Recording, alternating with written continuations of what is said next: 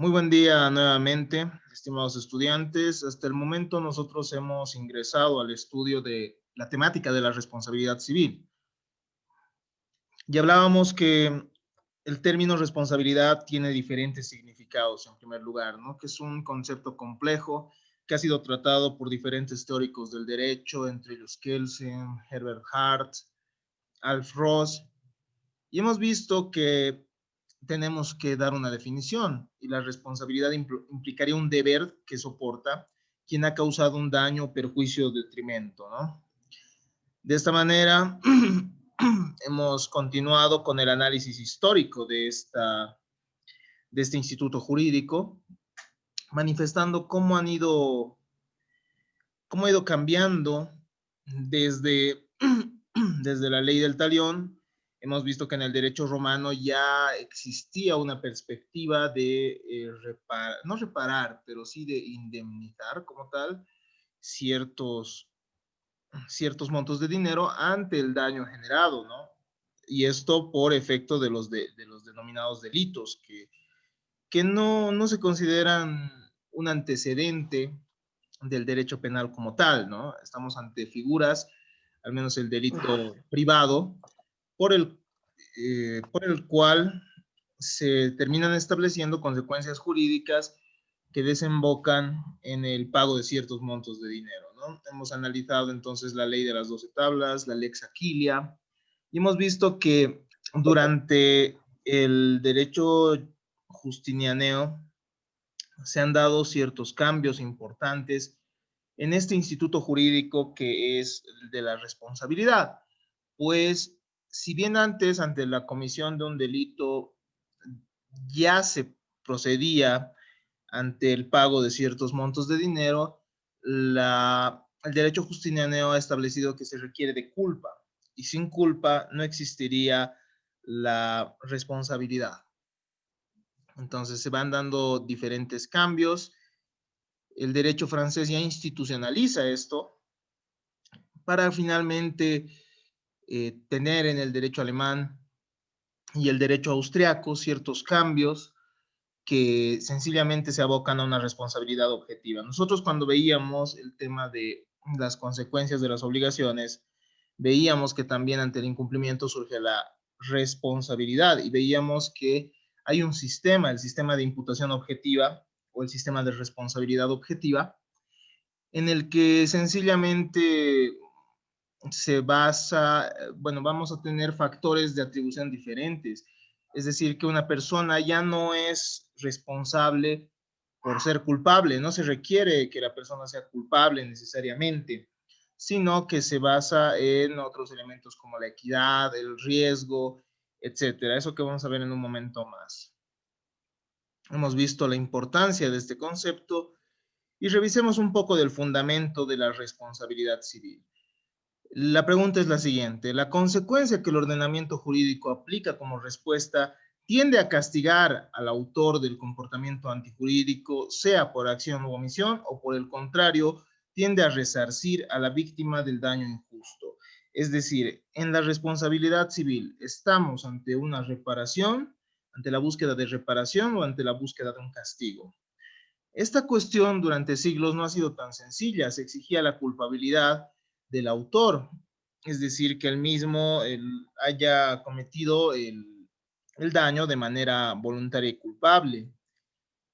Sin embargo, las personas van buscando una vida digna y exenta de sobresaltos, es decir, una vida en la cual no vean dañados los intereses que ellas tienen, por lo cual lo que busca primordialmente la responsabilidad civil es la reparación del daño, ¿no?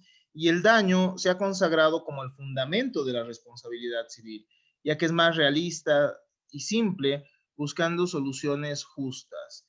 En síntesis, podríamos decir que la responsabilidad civil tiene importancia debido al daño injusto más que en el ilícito, es decir, estamos más ante una conducta dañosa y que genere un menoscabo patrimonial o extrapatrimonial, más que de un tipo penal, más que algo similar a un tipo penal, ¿no? Ustedes ya conocen que en derecho penal el principio legalidad trasciende, ¿no? Y resulta siendo muy importante, ya que la misma ley determina qué conductas hacen a uno responsable y qué conductas no, ¿verdad?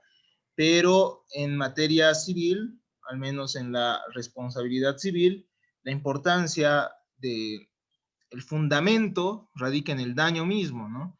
Más que en el hecho de que una norma establezca no hagas esto, no hagas este otro, etcétera. Si ustedes recuerdan, en la materia de teoría de la responsabilidad han podido ver que la regla básica es solo una, ¿no? No hacer daño al otro, no hacer daño. Y ya, esa es la única regla de la responsabilidad civil. Y cuando haces daño a alguien, tienes que reparar ese daño. Entonces, estaríamos ante una perspectiva diferente, ¿no?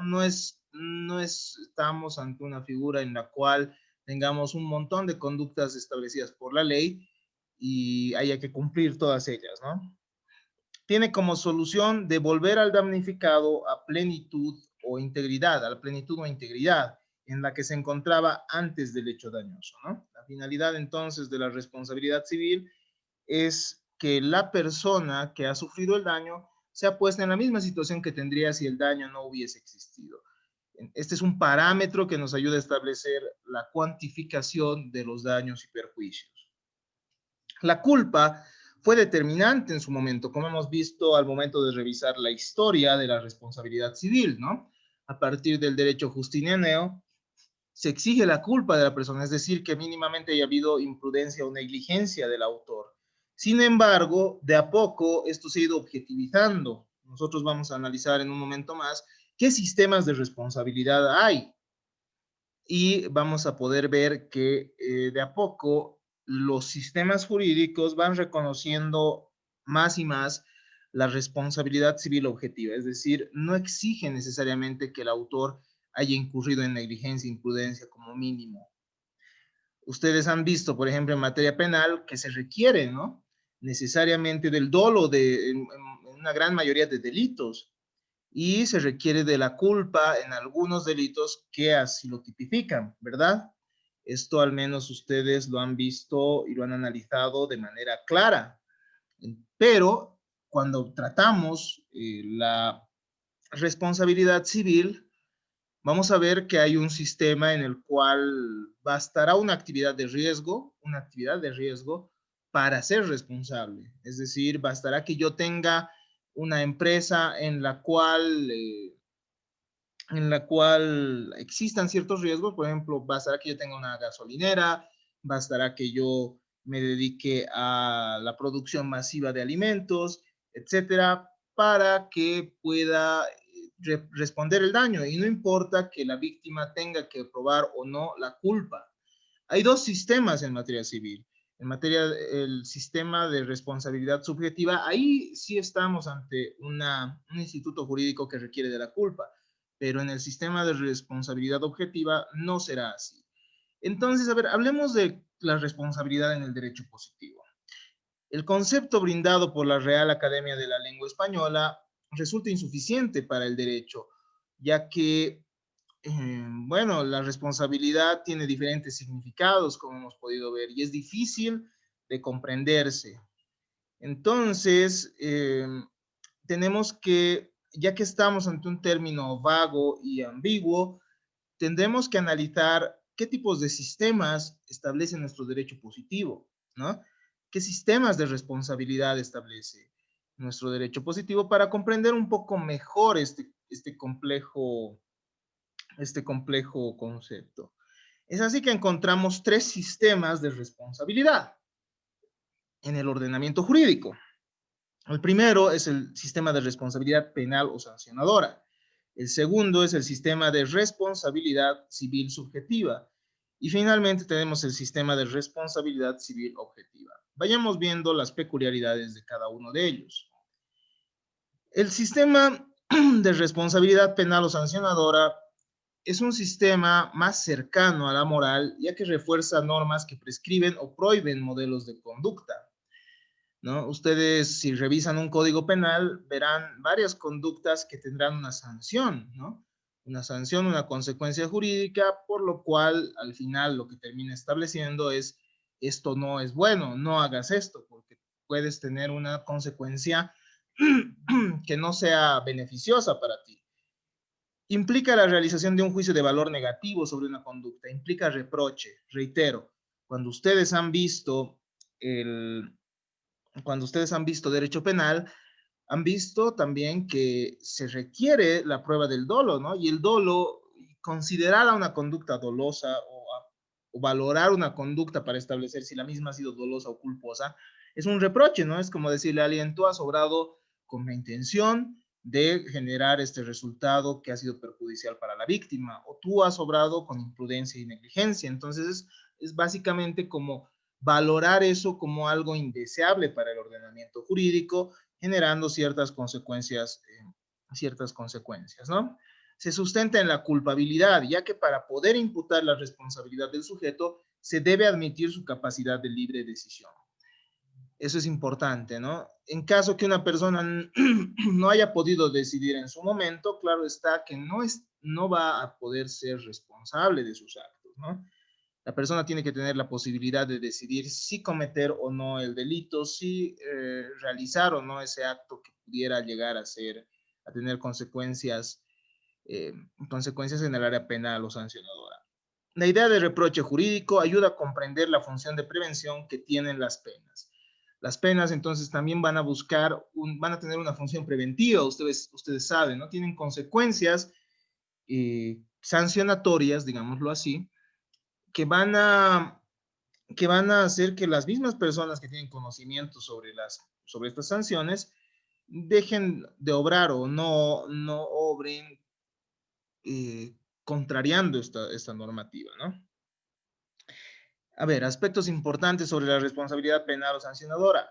La responsabilidad penal o sancionadora no solo se refiere al derecho penal como tal, ¿no? Lo que ustedes han visto, sino también puede referirse a todos aquellos, toda aquella normativa, perdón, en la cual existan sanciones por ciertas conductas. Ustedes saben, por ejemplo, que los funcionarios públicos están sometidos a un sistema de responsabilidad disciplinaria, ¿no? Digámoslo así. Es decir, tienen un régimen disciplinario y cuando estamos en el régimen disciplinario también estamos ante una responsabilidad penal o sancionadora, porque también se establecen ciertas reglas que deben cumplir todos estos servidores públicos o también estos servidores privados, o en caso contrario tendrán también ciertas sanciones, es decir, ciertos castigos, ¿no? Como el caso de rebajas de salario o la destitución. Entonces, esas terminan siendo también consecuencias en caso de contrariar estas reglas que tratan de resguardar cierta moralidad, ¿no? Si ustedes revisan el Código Penal, ustedes verán un montón de conductas que al final moralmente son mal vistas, ¿verdad? El asesinato es mal visto, la violación obviamente es muy mal vista, qué sé yo, los alzamientos armados, etcétera, todos los tipos penales entonces nos demuestran ciertas conductas que son moralmente mal vistas. De igual manera, cuando vemos estos reglamentos en los cuales se establecen las sanciones para los trabajadores, se puede ver que hay conductas que son mal vistas, ¿no? Es decir, moralmente inadecuadas. Se establecerá que no tienen que realizar actos inmorales en instalaciones del lugar de trabajo, se establecerá que no pueden retrasarse al trabajo por varios días, etcétera, ¿no? Y esto, si se dan cuenta, tiene un contenido moral, ¿no? También podemos ver el sistema de responsabilidad penal o sancionadora en ciertas instituciones públicas ante por ejemplo, hay el derecho administrativo, ¿no? Que tiene carácter sancionatorio muchas veces.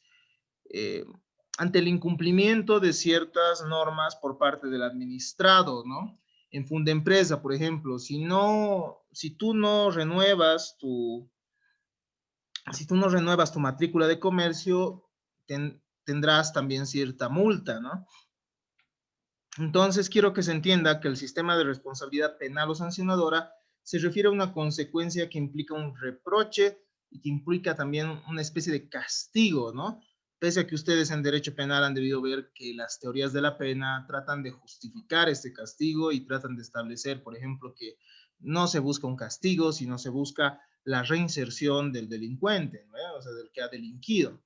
Pero eso ya lo verán en su área, ¿no? En el derecho penal ya lo han debido analizar de manera exhaustiva. Nosotros estamos viendo simplemente esto como un sistema de responsabilidad, ¿no?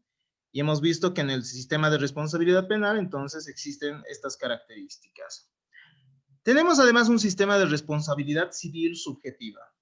Este va a surgir ante un acto antijurídico, un acto injusto que causa un daño y que tiene que ser reparado. Es una responsabilidad civil subjetiva porque al igual que la responsabilidad penal, tiene un criterio de imputación que es la culpabilidad del autor.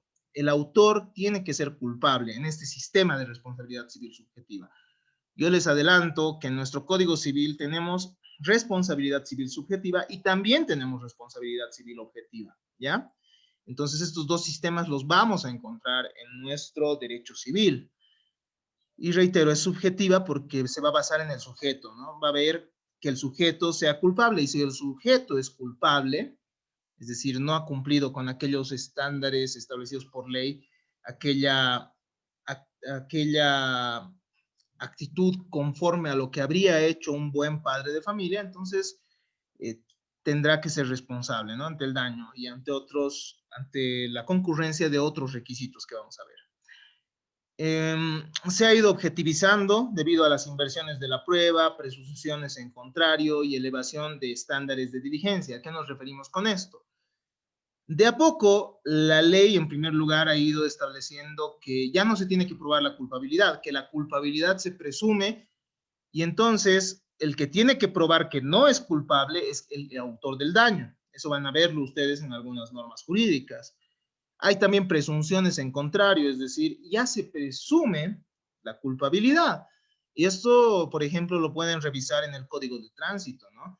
Y establece que en ciertas circunstancias hay presunción de culpabilidad del conductor y en otras circunstancias estaremos ante la responsabilidad del peatón, ¿no? Entonces, a tomar esto en consideración. Y también se van elevando los estándares de diligencia, es decir, que se va exigiendo cada vez mayor cuidado, mayor pericia, mayor diligencia como tal en las conductas que se van desarrollando. El presupuesto de partida de la responsabilidad civil subjetiva es la infracción de una norma, sea contractual o el deber genérico del neminem laedere. Nosotros hemos visto, recuerdan, hace un tiempo, la responsabilidad por el incumplimiento de las obligaciones. Entonces, esta era subjetiva. ¿Por qué? Porque recuerden que exigía la culpa del deudor, ¿verdad? El deudor tendría que haber cometido, no haber incumplido mínimamente con imprudencia, con negligencia o bueno, con dolo, que habíamos visto que es la intención de no cumplir la obligación, ¿no? Entonces, estamos ante un reproche y ese reproche se manifiesta en la imposición del deber de indemnizar el daño, exigiendo la culpabilidad como consecuencia de la agencia moral del individuo, ¿no? El individuo tiene la facultad de decidir si hacer daño o no y termina haciéndolo, por lo cual se le reprocha este aspecto. Eso de manera simple. Vamos a ver que es un poco más complejo cuando veamos todos los requisitos para que exista responsabilidad civil. Continuemos entonces. Tenemos además de la responsabilidad civil subjetiva, el sistema de responsabilidad civil objetiva, que también, reitero, se encuentra establecido por nuestro Código Civil y también lo van a encontrar ustedes en otras asignaturas probablemente, ¿no? Hay un sistema de responsabilidad civil objetiva, por ejemplo, en el derecho ambiental, ¿no? En el derecho ambiental se establecerá cierta reparación del daño, incluso ante el riesgo. Entonces ya ustedes tendrán conocimiento de aquello en las ramas correspondientes. Pero revisemos la responsabilidad civil objetiva. Esto se va a caracterizar por prescindir de la culpabilidad como criterio de imputación. Esa frase o bueno, este principio o esta regla de que para que alguien sea responsable se tiene que probar mínimamente su culpa, no se aplica en la responsabilidad civil objetiva. Se va a caracterizar entonces por los siguientes aspectos. Se imponen actividades legales que benefician a la sociedad. Entonces,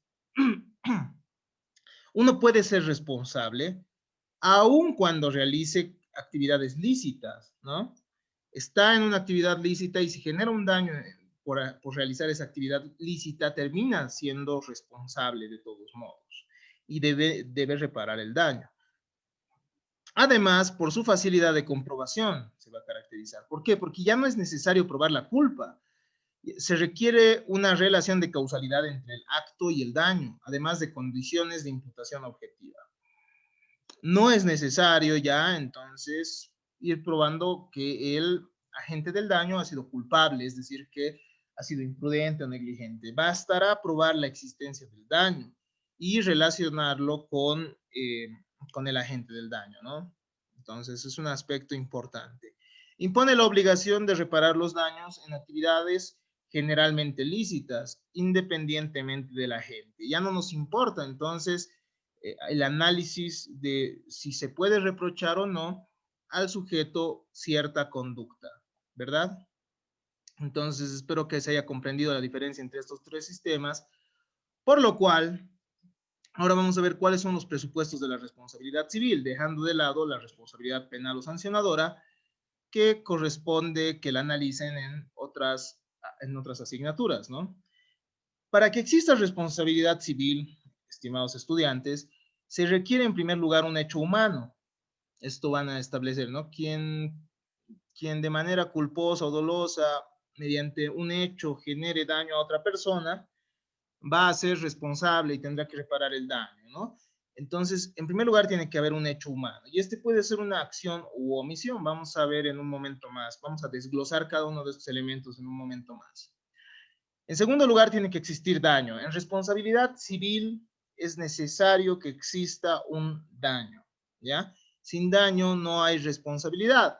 Obviamente esto va a variar en otras áreas del derecho, ¿no? En el derecho ambiental, como les había dicho, uno puede ser responsable incluso por el riesgo que genere. Es decir, y esto es cierto, ¿no? Si uno daña el medio ambiente, el medio ambiente genera riesgo para generaciones futuras también.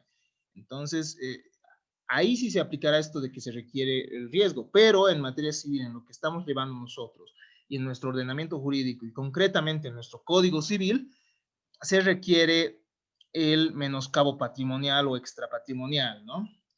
En tercer lugar, ese daño tiene que ser antijurídico, es decir, que la conducta tiene que ser contraria a un deber establecido por el ordenamiento jurídico, contraria al ordenamiento jurídico como tal. Hay diferentes perspectivas, vamos a ver en un momento más. En cuarto lugar, tiene que haber imputabilidad del agente del daño. Es decir, que tiene que ser capaz de comprender sus actos, por tanto, tiene que ser capaz de responder por parte del sujeto. Nosotros cuando leíamos a Llambias veíamos que había dos tipos de imputabilidad, ¿no? Una imputabilidad en primer grado que se refiere justamente a esa capacidad de discernimiento al generar el daño. Y ustedes saben que esto se da por la edad que la ley considera idónea para que alguien pueda responder por sus actos. Ustedes saben que la imputabilidad en materia penal era en su momento a los 16 años, después con el Código Niño, Niña, Adolescente, incluso baja hasta los 14 años, ¿no? En el sistema penal de adolescentes. En materia civil, la imputabilidad se da desde los 10 años. Es un aspecto que ustedes no deben olvidar, ¿ya? Desde los 10 años y vamos a aclarar algunos aspectos en un momento más. Y ustedes dirán, ¿cómo un niño puede ser responsable, verdad? Vamos a ver cómo y de qué manera. Tiene que existir una relación de causalidad, un nexo causal entre el hecho ilícito y el daño. Sobre esto igual ha habido varias teorías que vamos a ir explicando una a una. Finalmente, tiene que haber factores de atribución. Ese puede ser un factor subjetivo o un factor objetivo. Esto que hemos visto que diferencia la responsabilidad civil subjetiva de la responsabilidad civil objetiva. En este caso, si estamos ante un factor subjetivo, se exigirá mínimamente culpa. Esa es la imputabilidad en segundo grado a la que se refería llambias, ¿no? Cuando nosotros analizábamos el tema de la culpa. Entonces, cuando hablamos del numeral 4, que se refiere a la imputabilidad, al menos en este gráfico que se expone, nosotros nos estamos refiriendo únicamente a esa edad que el legislador considera idónea para que alguien ya pueda comprender y responder por sus actos, ¿no? Y cuando hablamos del factor de atribución, que es la culpa, nosotros nos referimos a que mínimamente tendría que existir imprudencia, negligencia, impericia, etcétera, ¿no? Y obviamente vamos a ver que además del factor subjetivo existe el factor objetivo, ¿no? Que en nuestro código al menos se refiere a las actividades de riesgo. Si alguien comete una actividad de riesgo, ya termina siendo responsable por los daños que pueda generar al realizar dicha actividad. Continuemos entonces. En primer lugar, se requiere de un hecho humano. Nos dice Luis Recasán Siches, al menos citado por el texto base que tenemos, que sin conducta o hecho humano no hay derecho. El hecho humano va a comprender tanto la acción, ¿y qué es la acción? La intervención del hombre para producir un cambio en el mundo, ¿no? Por ejemplo, talar un árbol. Pero también va a poder darse por omisión, y la omisión se va a referir a la abstención de actuar, no denunciar un delito, por ejemplo. Por regla general, uno es responsable por el hecho propio. Sin embargo, ustedes saben que existen ciertas situaciones en las que existe responsabilidad indirecta. Refleja que se analizará en la última parte, ¿no? Uno no necesariamente tiene que ser el agente del daño, ¿no? Ustedes saben que los padres responden por los hijos, el tutor responde por su tutelado también, los profesores responden por sus pupilos, por sus estudiantes, etcétera, ¿no? Entonces, eso es importante. El empleador responde por su empleado también sobre ciertos daños. Entonces, hay una responsabilidad que va a darse por un hecho humano, pero que no va a ser necesariamente de aquel que responda. En ciertos casos, ¿no? Eso vamos a ver al final, reitero. Pero de que tiene que haber un hecho humano, tendría que haber un hecho humano, ¿no? Una acción u omisión. Esa es la regla. El Código Civil boliviano entonces establece en el artículo 984 lo siguiente, ¿no? Quien con un hecho doloso o culposo ocasiona a alguien un daño injusto queda obligado al resarcimiento. Ustedes pueden ver acá que la palabra hecho se encuentra subrayado y con color verde, ¿no? Esto se evidencia que se exige un hecho humano. Es solo una palabra para referirnos a esto que estamos analizando, ¿no? Vamos a ver, vamos a ir analizando cada una de las palabras de este artículo 984. En el artículo 984, nosotros tenemos el reflejo de la responsabilidad civil subjetiva, ¿ya? Entonces, el comportamiento, el hecho humano, puede referirse a acciones u omisiones. En la raíz de la responsabilidad, nos dice Almeida Costa, se encuentra necesariamente una conducta humana. Por regla general, la conducta de la gente se contempla como un hecho o un comportamiento positivo.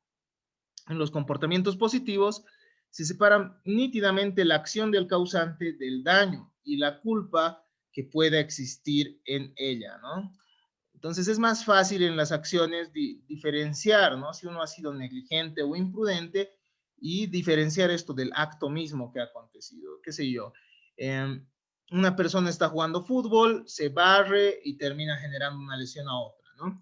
Y si nosotros analizamos esa circunstancia, el hecho es claro, ¿no? Ha habido una barrida y se ha generado una lesión.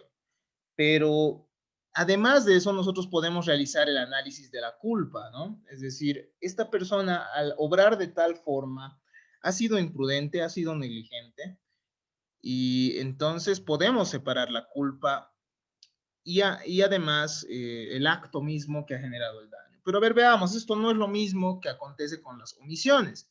La omisión se refiere a no hacer alguna cosa o no llevar a cabo cierta conducta. También resultan consideradas como idóneas para la reparación de un daño, pero en un momento vamos a ver cuándo una omisión va a ser presupuesto de responsabilidad. En el caso de la omisión, el comportamiento es considerado como causa y negligencia a la vez, ¿no? El momento que alguien, por ejemplo, no denuncia un determinado delito puede generar ciertos daños de carácter patrimonial a los familiares de la víctima o a la misma víctima. Entonces, es más difícil separar la negligencia, la negligencia y la conducta, si se dan cuenta.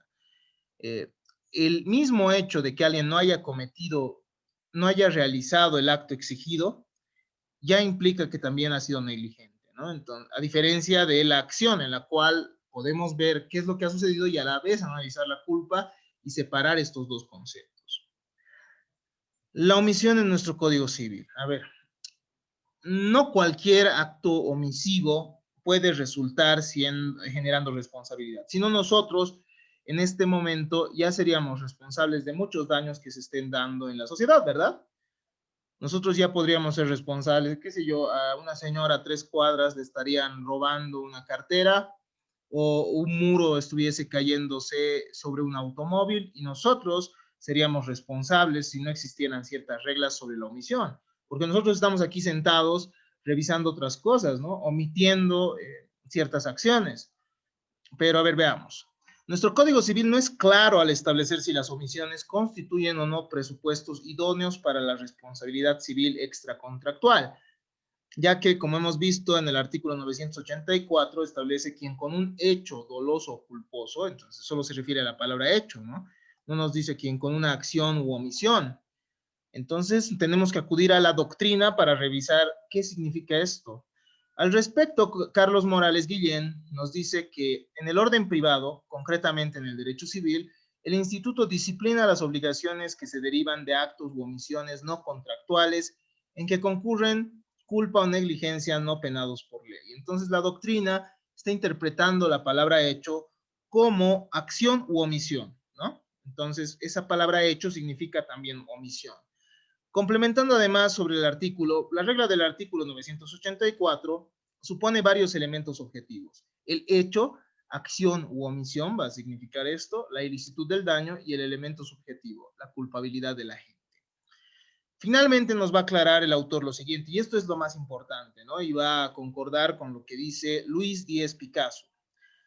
La ilicitud, entonces, cuando se refiere a los hechos, solo puede relacionarse a la omisión del agente responsable, que en realidad presupone un acto cuya responsabilidad emerge de la actitud ilícita, negligente o culposa. Entonces, solo puede relacionarse la omisión con un acto presupuesto, ¿no? A ver, ¿qué nos dice Luis Díaz Picasso? De lo que se evidencia que previamente tiene que existir un especial deber legal o negocial de obrar, sin considerar la situación de garante como se requiere en materia penal. Eso se ha complementado. ¿A qué se refiere esto? Que mínimamente, para que uno sea responsable por omisión, tiene que existir un deber establecido por la ley, ¿ya? Por ejemplo, si es que cae un muro y genera daño a un automóvil porque el propietario no ha realizado los gastos necesarios de mantenimiento, estaremos ante la responsabilidad. ¿Por qué? Porque previamente hay un especial deber legal del propietario de realizar estos gastos, ¿verdad? Esto lo han visto en derechos reales ustedes. Entonces, para que haya omisión, tiene que haber ese deber, un deber previo, ¿no? De haber realizado esa conducta, y si no se la ha realizado y se ha generado el daño, entonces nosotros estaremos ante una omisión que puede generar responsabilidad civil. De otro modo, es muy difícil, se generaría mucha inseguridad, ¿no?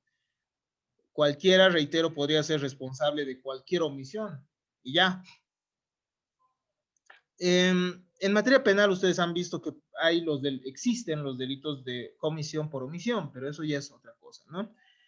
Esto se refiere a que tiene que existir una situación de garante, es decir, alguien que tiene que cuidar el bien jurídico tutelado, etcétera, ¿no? Entonces, ustedes ya lo conocen esto muy bien porque ustedes lo han llevado en derecho penal, así que no vamos a profundizar en esto ya que estamos llevando la responsabilidad civil. En materia contractual, esto es importante también, ¿no? El incumplimiento que implica omisión genera también responsabilidad civil. Si uno se ha comprometido a realizar cierta conducta a favor de otro, como hemos visto en las obligaciones, el contrato es una forma de obligación, y no realiza esto, estamos ante una omisión, ¿no? Y esto puede generar la responsabilidad civil. De esta manera, entonces, hemos visto el primer presupuesto para la responsabilidad, que es el hecho humano. Continuemos refiriendo a un segundo presupuesto, que es el daño. ¿Qué es el daño? Se puede decir que el daño es el menoscabo a las facultades jurídicas que tiene una persona para disfrutar de un bien patrimonial o extrapatrimonial.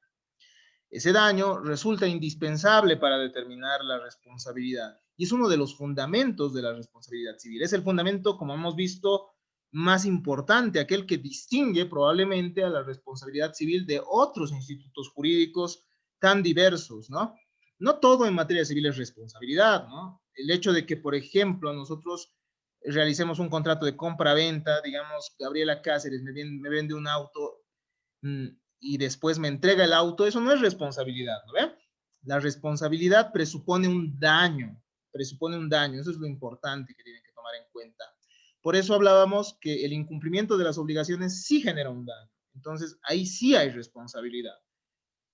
El daño resulta indispensable, entonces es un fundamento de la responsabilidad civil cuando en forma ilícita es causado por alguien diferente de la víctima. Podemos decir además que es la lesión de un interés protegido. En lo jurídico, el daño es necesariamente un elemento del ilícito. Es un menoscabo efectivamente sufrido por la víctima. Si nosotros revisamos la jurisprudencia y también revisamos nuestro código, podemos decir que sin daño no hay responsabilidad. Entonces, tiene que haber necesariamente un menoscabo, ¿no? Patrimonial o extrapatrimonial. Para que exista daño, según Zanoni, citado por nuestro texto base, tienen que existir los siguientes requisitos, ¿no? Tiene que existir un interés sobre el que ha existido un menoscabo. Propiedad, qué sé yo, vida, integridad física, un bien sobre el que hubiese recaído el daño, ¿no? Un bien, un interés de una de las personas. En segundo lugar, el daño tiene que ser cierto, no tiene que ser simplemente posible. Es decir, yo no puedo decir, esta persona ha puesto en riesgo mi integridad física, por lo cual me debe reparar el daño, ¿no? No, tiene que tratarse efectivamente de un daño que ha acontecido. Tiene que subsistir al tiempo del resarcimiento. El momento que se tenga que reparar el daño tendría que existir todavía, si no significa que ya se ha reparado, ¿no? Definamos el daño y veamos a qué se refiere. El daño es una lesión o menoscabo a un interés patrimonial o extrapatrimonial, acaecido como consecuencia de una acción. Nosotros entonces podemos ver y vemos que el daño no solo se refiere a aquel menoscabo o aquel empobrecimiento que se pueda generar en la persona, sino también a daños extrapatrimoniales, es decir, a ciertos sufrimientos, a ciertos daños morales que se generen en la persona. Y eso lo vamos a ver en un momento más. El menoscabo puede ser material o moral, contraviniendo una norma jurídica. Comprende la disminución de bienes patrimoniales, existentes, el damnum emergens, que es el daño emergente, y las ganancias que se dejan de obtener, lucrum cessans. Esto es concretamente el daño patrimonial, ¿no? Tiene que lesionar un deber jurídicamente tutelado, como hemos manifestado hace un momento, por lo cual el daño, además de implicar el evento o lesión al interés jurídicamente tutelado, comprende también la consecuencia. Esto es lo que hace complejo al daño. El daño emergente, el lucro cesante y el daño moral consiste en una valorización de la situación nueva y desfavorable propiciada por el evento. ¿A qué nos referimos con esto? El daño no solo comprende el momento que alguien genera el menoscabo, sino también la valoración, es decir, a cuánto termina ascendiendo aquel menoscabo que se ha realizado en el patrimonio y en el ámbito espiritual o moral de la persona, ¿verdad? Es decir, el daño es un fenómeno complejo que además de implicar el ejemplo del jugador de fútbol que da una patada a otro. El daño no solo se refiere a la lesión generada, sino también al final a la cuantificación de a la cuantificación de todos esos menoscabos y cuánto se tendría que terminar reparando, resarciendo o indemnizando a la persona, ¿no? Entonces esto se debe tomar en consideración. La doctrina ha generado una teoría que se llama la teoría de la diferencia, ¿ya? Y nos ha dicho que el daño va a ser el equivalente a una operación siguiente. El daño sería el resultado del patrimonio que debería tener la persona si no hubiese acontecido el daño, menos el daño, digo, el patrimonio que efectivamente tiene, ¿no? Entonces, lo que nos dice la tesis de la diferencia, teoría de la diferencia, es que el daño en realidad es una situación patrimonial. El sujeto, si no hubiese acontecido el daño, tendría una situación diferente, ¿no? Si se dan cuenta, si no me hubiesen chocado el auto, imaginemos, ¿no? Si no me hubiesen chocado el auto, yo probablemente, en primer lugar, mi auto tendría otro valor, ¿no? El solo choque ya le resta valor al automóvil. En segundo lugar, yo he tenido que llevar el auto al mecánico 2 días y esos 2 días he dejado de percibir dinero. Entonces, ese es el lucro cesante. Yo tendría una situación diferente si ese daño no hubiese acontecido. Entonces, lo que tenemos que hacer es formar esa situación, cómo hubiese sido, cómo hubiese estado la víctima si no hubiese acontecido el daño. Y a eso tenemos que restarle cómo efectivamente la víctima está después del daño. Y esa resta termina generando lo que sería el daño, ¿no? Esta tesis ha sido criticada porque ha dicho no comprende a cabalidad la magnitud del daño. Ustedes saben que hay otro tipo de daños, por ejemplo, los daños morales, entonces lamentablemente no satisface las necesidades para explicar qué es el daño, por lo cual ha sido refutada y hay una tesis posterior que dice que deberíamos considerar la situación concreta del hecho dañoso, ¿no? Continuemos refiriéndonos a esta temática entonces. ¿Cuáles son las características del daño? José Lobón Sánchez establece las siguientes. Ustedes van a ver diferentes características según diferentes autores, pero me parece válida esta clasificación, ¿no? El daño en primer lugar tiene que ser cierto, es decir, tiene que existir una lesión material para aspirar a una reparación. No puede ser eventual o hipotético. El peligro no puede dar lugar a la indemnización, al menos esto en nuestro Código Civil, es válido para nuestro Código Civil. Y además el daño tiene que ser probable, es decir, que tiene que ser probado, exceptuando, claro está, las presunciones. Por lo cual, si revisamos nosotros el artículo 984 nuevamente, vemos, ¿no? Quien con un hecho doloso o culposo ocasiona a alguien un daño injusto, queda obligado al resarcimiento. Entonces, una palabrita más que estamos analizando. Genera a alguien un daño, ¿no? El daño está subrayado. Hace un momento hemos visto la palabra hecho, ahora estamos viendo la palabra daño. Y esto demuestra que para que uno sea responsable en materia civil se requiere un daño para tal aspecto, ¿no? El daño puede clasificarse de diferentes formas y nosotros hemos podido ver esto y analizarlo cuando veíamos la temática del incumplimiento de las obligaciones, ¿no? El incumplimiento de las obligaciones genera responsabilidad y hemos visto varias clases de daño. Pero además nosotros podemos encontrar una clasificación en daño patrimonial y extrapatrimonial, ¿no? Además del daño contractual y extracontractual. Esta separación resulta importante. ¿Por qué? Porque al menos por el daño extrapatrimonial, ¿no? Que puede darse ante un hecho dañoso. Vamos a ver en un momento. El daño patrimonial ya lo conocemos. Consiste en la lesión de derechos de naturaleza económica que debe ser reparado. Que debe ser reparada. Se clasifica en dos, ¿no? El daño emergente y el lucro cesante. El daño emergente, denominado danum emergens, es una pérdida que sobreviene en el patrimonio del sujeto afectado por el incumplimiento de un contrato o un acto ilícito. Entonces, el daño emergente, al menos ahora estamos analizando el hecho ilícito, ¿no? El hecho ilícito que se refiere a una conducta diversa. Lo interesante de lo que estamos analizando es que cualquier conducta de la vida real puede llegar a generar responsabilidad, ¿no? Eso es lo interesante, porque la regla es una, hemos visto acá, ¿no? El 984. Quien con un hecho doloso o culposo ocasiona a alguien un daño injustificado, injusto, ¿dónde estamos? Queda obligado al resarcimiento. Entonces, si se dan cuenta, esa regla es sumamente genérica. Cualquier hecho de la vida real puede subsumirse en esto. Si nosotros revisamos la jurisprudencia extranjera, se ven casos sumamente interesantes, ¿no? Se ha dado, por ejemplo, en Perú, si mal no estoy, en el texto de Traseñí, nos habla de una mujer a la cual un hombre le prometió matrimonio, ¿no? y por eso esta mujer ha dejado de percibir cierto dinero, según manifestaba, por lo cual ha demandado por responsabilidad civil al hombre. Imagínense llegar a ese punto, ¿no?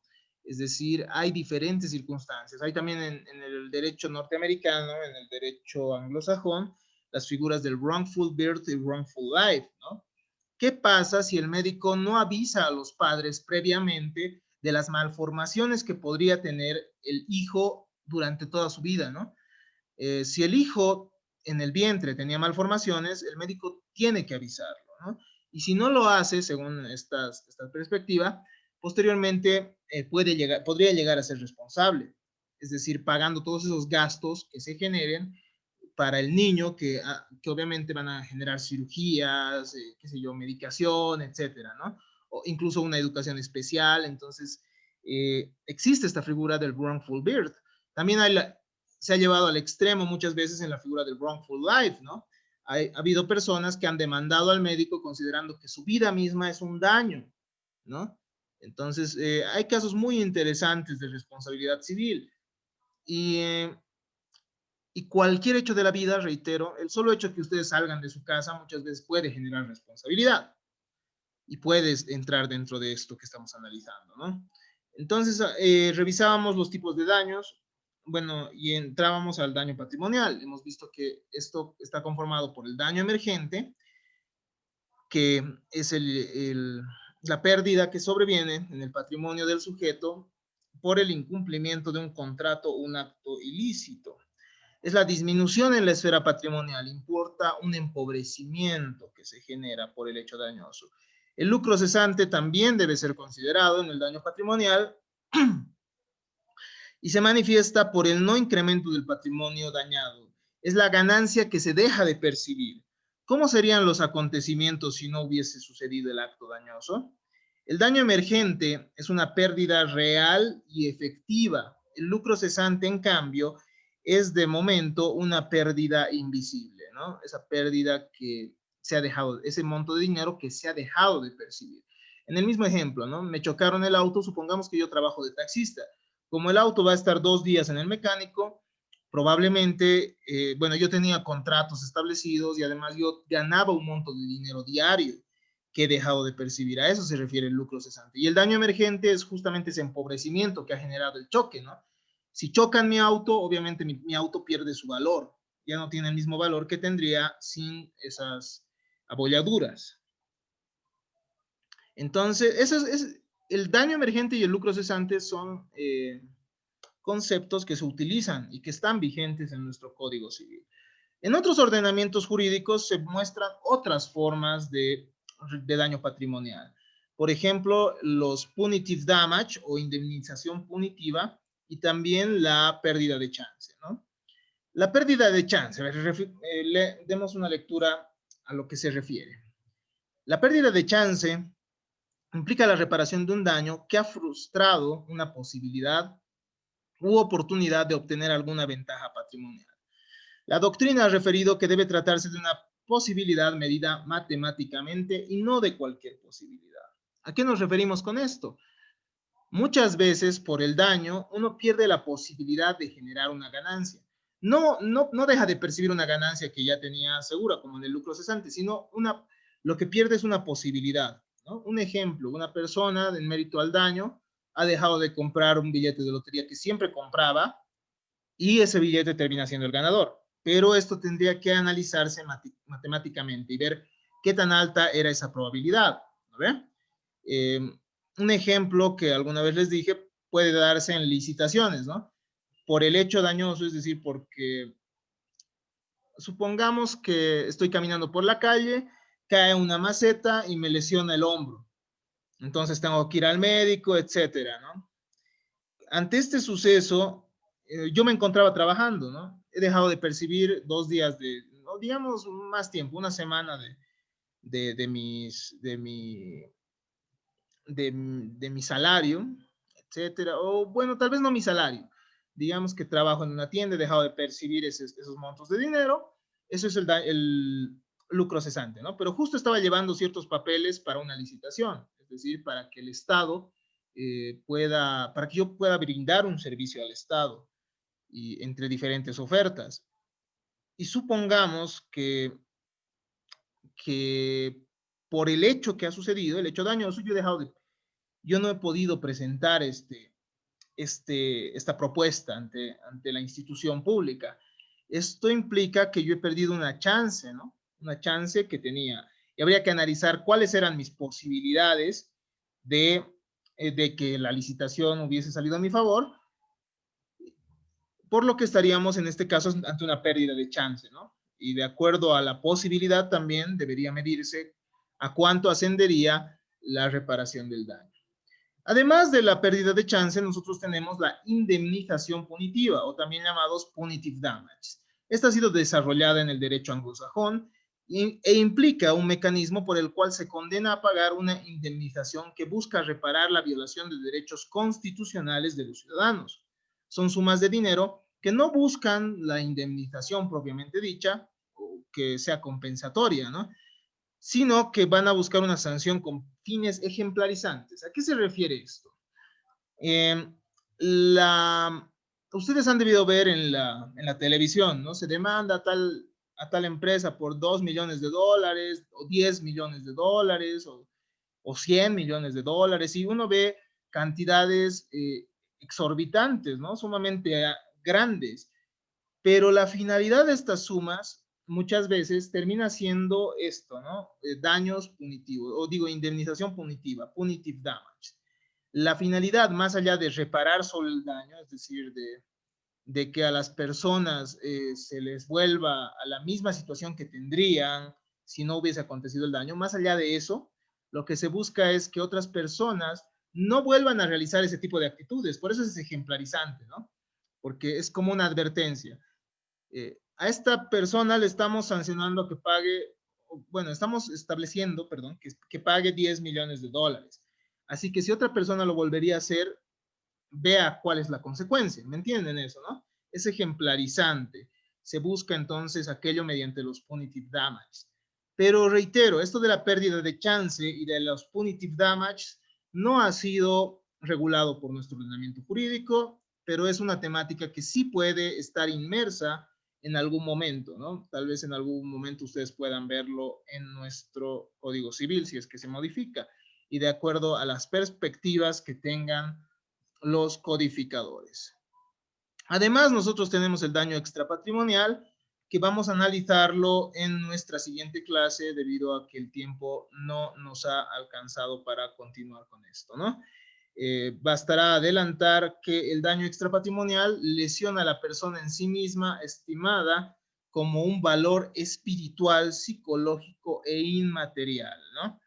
Lo difícil del daño extrapatrimonial y de este daño, por ejemplo, moral que vamos a ver, es cuánto cuesta, cuánto termina valiendo cuánto termina valiendo el sufrimiento de una persona. Entonces es sumamente difícil establecer aquello, pero ya lo vamos a ver en nuestra siguiente clase, por lo cual me despido el día de hoy.